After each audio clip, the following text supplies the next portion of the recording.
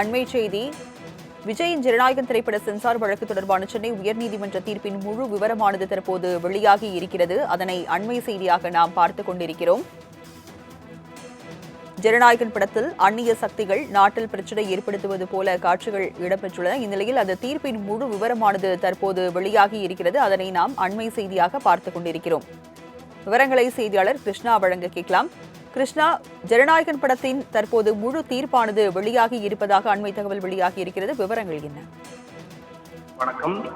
ஜனநாயகன் திரைப்படத்திற்கு தணிக்கை சான்று வழங்க வேண்டும் என்று சென்னை உயர்நீதிமன்றத்தின் தனி நீதிபதி பி.டி. ஆஷா உத்தரவிட்டிருந்தார். தனி நீதிபதியின் இந்த உத்தரவை எதிர்த்து தன் சார்பில் உடனடியாக சென்னை உயர்நீதிமன்றத்தின் தலைமை நீதிபதி எம்.எம். ஸ்ரீவத்சவா மற்றும் நீதிபதி ஜி. அருள்மோகன் அடங்கிய அமர்வு முன்பாக மேல்முறையீடு செய்யப்பட்டது. இந்த மேல்முறையீடு வழக்கு விசாரிக்கப்பட்டு முழுமையான விசாரணை முடிந்து தீர்ப்பும் தள்ளிவைக்கப்பட்டது.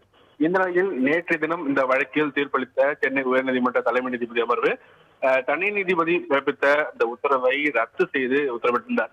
மேலும் இந்த வழக்கை பொறுத்தவரை மீண்டும் தனி நீதிபதியை விசாரிக்க வேண்டும் என்றும் உத்தரவிட்டிருந்தார். போதுமான கால அவகாசம் தணிக்கை குழுவுக்கு வழங்கி முழுமையாக விசாரித்து முடிவெடுக்க வேண்டும் என்றும் நீதிபதி உத்தரவிட்டிருந்தார். இந்த நிலையில் இந்த வழக்கில் இந்த தீர்ப்பு பகுதியானது தற்போது வெளியாகியிருக்கிறது. இந்த தீர்ப்பில் குறிப்பாக சொல்ல வேண்டும் என்றால் மத நல்லிணக்கத்துக்கு ஊறு விளைவிப்பது போல காட்சிகள் இடம்பெற்றுள்ளதாக கூறப்பட்ட புகார் தீவிரமானது என்று தனது தீர்ப்பில் தலைமை நீதிபதி அமர்வு தெரிவித்துள்ளது. படத்தை திரையிடும் முன்பாக இது சம்பந்தமாக முழுமையாக ஆய்வு செய்ய வேண்டும் என்பதால் படம் மறு ஆய்வுக்கு அனுப்பப்பட்டுள்ளதாகவும் சென்னை உயர்நீதிமன்றம் தனது தீர்ப்பில் தெரிவித்திருக்கிறது. குறிப்பாக ராணுவம் சம்பந்தப்பட்ட காட்சிகளும் வசனங்களும் இந்த கதையில் இடம்பெற்றுள்ளதாக புகாரில் தெரிவிக்கப்பட்டிருக்கிறது. இந்த புகார் தீவிரமானது. படத்தை திரையிட அனுமதிக்கும் முன் இதை தீவிரமாக ஆய்வு செய்ய வேண்டும் என்பதால் படம் மறு ஆய்வு குழுவுக்கு அனுப்பப்பட்டுள்ளதாக நீதிபதிகள் தங்களது தீர்ப்பில் தெரிவித்திருக்கிறார்கள். மேலும் சென்சார் போர்டுக்கு பதில் மனு தாக்கல் செய்ய அவகாசம் வழங்காதது தவறு எனவும் நீதிபதிகள் தங்களது உத்தரவில் தெரிவித்திருக்கிறார்கள்.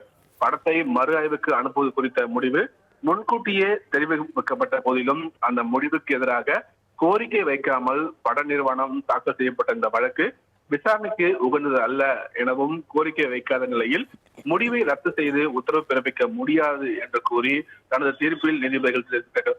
இதன் மூலமாக தான் தனி நீதிபதி பிறப்பித்த இந்த உத்தரவை ரத்து செய்து சென்னை உயர்நீதிமன்ற தலைமை நீதிபதி அமர்வு உத்தரவிட்டது. இந்த உத்தரவின் தற்போது முழு விவரங்களும் தற்போது வெளியாகியிருக்கிறது.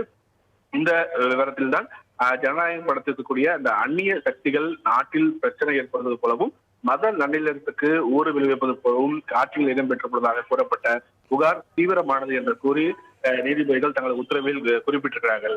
ராஜலட்சுமி.